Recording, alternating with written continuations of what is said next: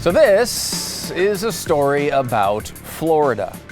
This is a story about Florida's governor, Ron DeSantis. It's also a story about someone named Rebekah Jones. One of the things that has perplexed the media since the start of COVID is how did Florida, of all places, outperform New York, Connecticut, New Jersey, Illinois, Michigan, and so many other blue states? After all, they didn't listen to the science, and they allowed people way too much freedom, way more freedom than blue states around the country. Why were the results so good? The media desperately needed a way to explain this, and that explanation absolutely could not be that Ron DeSantis was right. In steps Rebekah Jones. Now, Rebekah Jones made a series of accusations. You've probably read about these accusations that she was making. That while she was working in Florida for the Department of Health, the government asked her to cook the books. It's a huge accusation. Cooking the books? The death tolls were different than real life? It's a big accusation. Well, of course, the media ate it up. They loved this storyline, and they ran with it like crazy. So what was Rebekah Jones' evidence? Charles C.W. Cook looked into this for National Review and reported on it.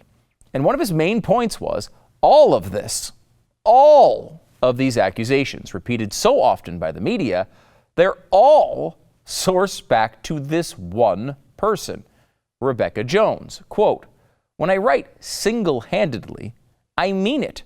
For Jones is not one of the people who have advanced this conspiracy theory, but rather is the person who has advanced this conspiracy theory. This is about Jones and Jones alone. If she falls, it falls, and boy, does it deserve to fall." So, what are her accusations? Quote, Jones claims that while she was working at the Florida Department of Health last year, she was instructed by her superiors to alter the raw data so that Florida's COVID response would look better, and that, having refused, she was fired. Were this charge true, it would reflect one of the most breathtaking political scandals in all of American history. Of course, this charge is true in New York. This is exactly what happened under Andrew Cuomo, except no one was fired for it. But that might be because, I don't know, they did it on behalf of Cuomo. But that's a whole other story for another day. In fact, another day, yesterday. Particularly yesterday. It's another story for yesterday. Go back and watch the show yesterday, and we go through a bunch of that. So, does Jones's story have any validity?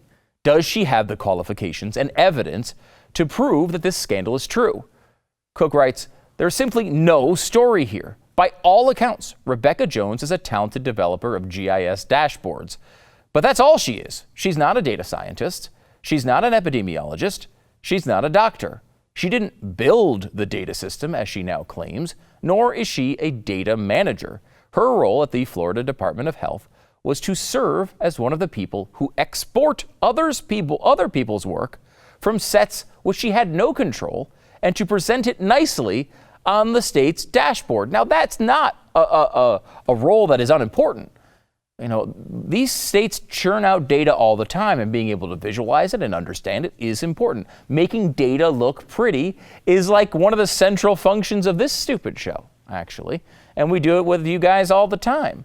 So that's not absolutely without merit or value. It's an important job, and it can be, but it's not a central job. You're not going bed to bed and checking hospitals to figure out if this data is right. You're not even entering the data. You're not like typing it in. You're taking data other people have presented, and you're uploading it into a design program, and you're making sure that people can understand it easily.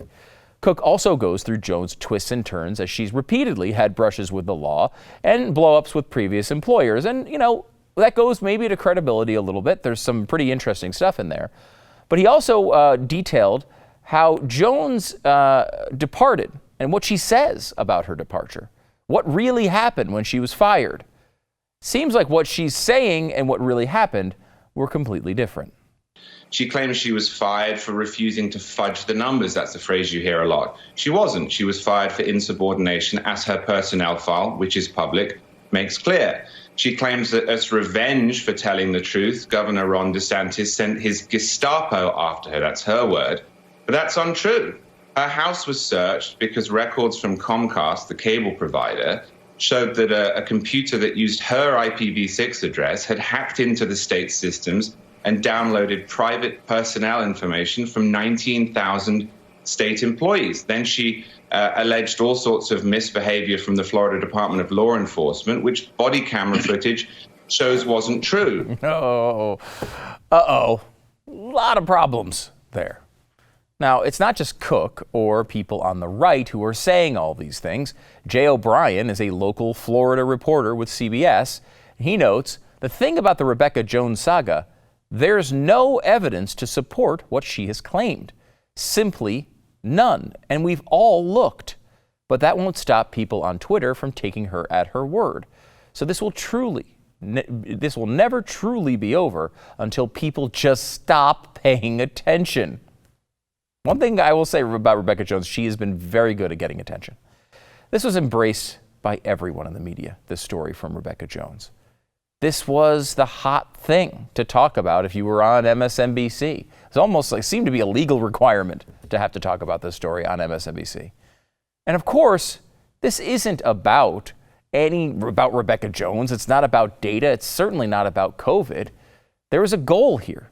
That goal was to attack Ron DeSantis, who the left clearly see as a massive threat. Take him down by any means necessary. And Jones has continued to attack DeSantis and the people around him. Cook has updated this sort of saga here, and I have to walk you through this because it's an absolutely unbelievable story. You saw a clip of Charles Cook on with Morning Joe a few days ago. After that, Rebekah Jones, the woman we're talking about, made a dramatic claim about a woman named Christina Pushaw.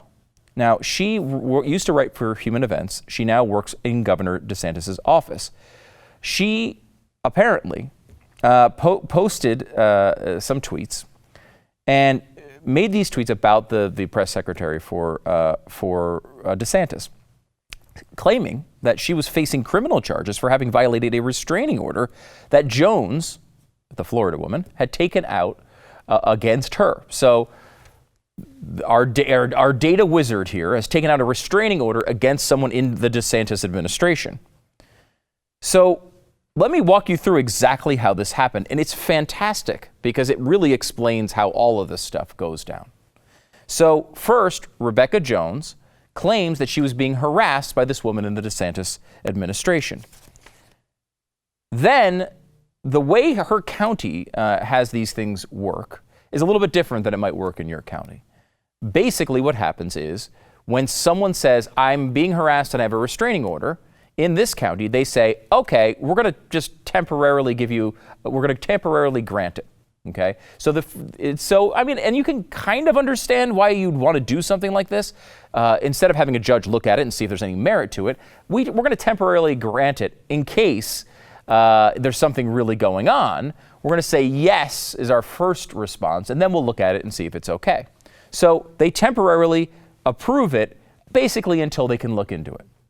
Now, before the restraining order goes into full effect, which has been approved by a judge, you are allowed to file a citizen complaint, which is basically saying, hey, there's a restraining order against this person, and they broke it. Who does the restraining order against this person? Rebekah Jones. Who files the citizen complaint? Rebekah Jones.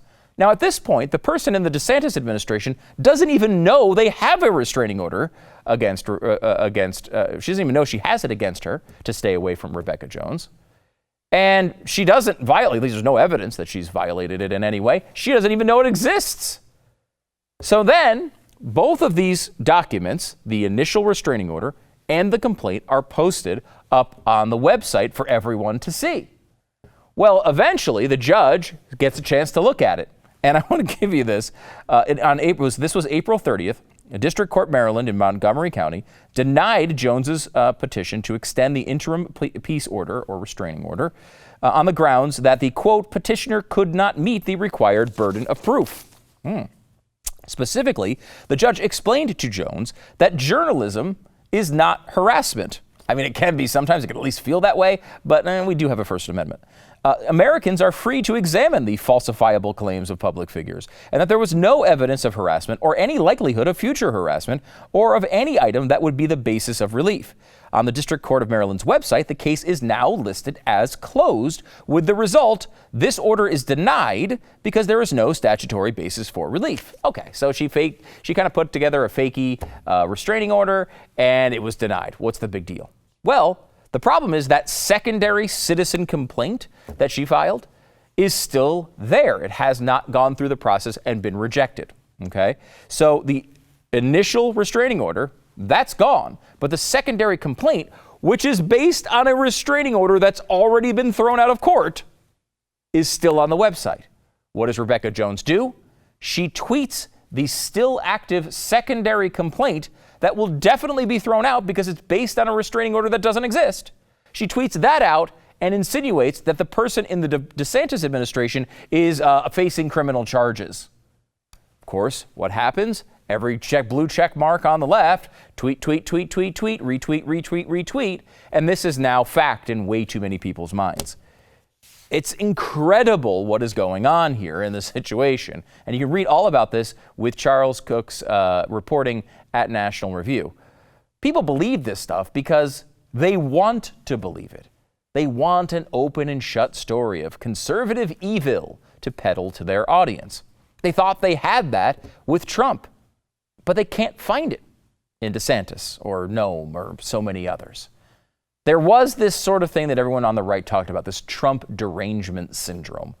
But now there's the Trump hangover effect. There's been a lot of political violence over the past year. Most of it has come from the left. But January 6th is part of that too, and I want answers on all of it. I want to know why it took so long for the National Guard to be deployed on January 6th. And I want to know why prominent Democrats were justifying property destruction, cheering on violence, and paying for the release of criminals throughout the summer.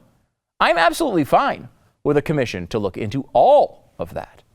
But that's not what the Democrats want a January 6th commission for. They want it because they want the hair of the dog.